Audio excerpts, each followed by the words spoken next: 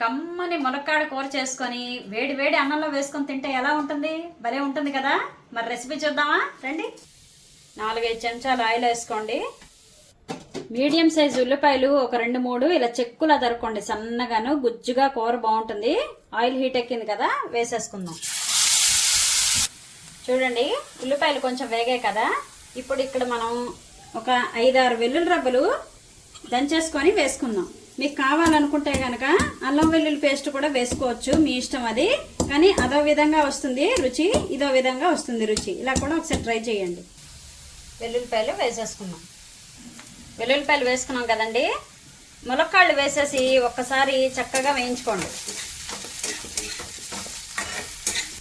చక్కగా వేగిపోయండి. ఉల్లిపాయ, వెల్లుల్లిపాయ, ములక్కాడ కూడా చక్కగా మగ్గాయి కూడా ములక్కాళ్ళు కొంచెం.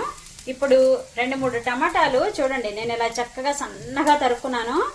ఇది ఇప్పుడు వేసేసుకున్నాం. 1/2 టేబుల్ స్పూన్ పసుపు, రుచికి సరిపడా ఉప్పు, తగినంత కారం. మీరు కారం ఎక్కువ తినాలనుకుంటే ఇంకొంచెం వేసుకోవచ్చు. ఇప్పుడు ఇదంతా చక్కగా కలిపేసుకున్నాం. నీళ్ళు అప్పుడే పోయకండి, కాసేపు మనం మూత పెట్టుకొని టమాటా వాటర్ దిగిన తర్వాత అప్పుడు మనం చూసుకొని నీళ్లు పోసుకుందాం. నీళ్ళు అప్పుడే పోసేస్తే టేస్ట్ బాగోదు. ఇప్పుడు 10 నిమిషాలు మూత పెట్టుకొని మగ్గనిద్దాం.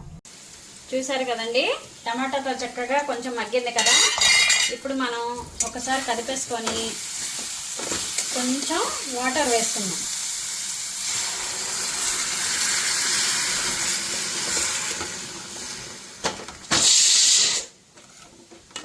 వాటర్ వేసుకున్నాం కదండి.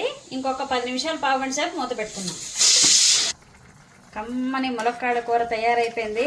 మరి చూసారు కదండి ఎలా చేశానని. మరి ఈ వీడియో కనుక మీకు నచ్చినట్లయితే నా ఛానల్కి లైక్ చేయండి, షేర్ చేయండి, సబ్స్క్రైబ్ చేసుకోండి, సపోర్ట్ చేయండి.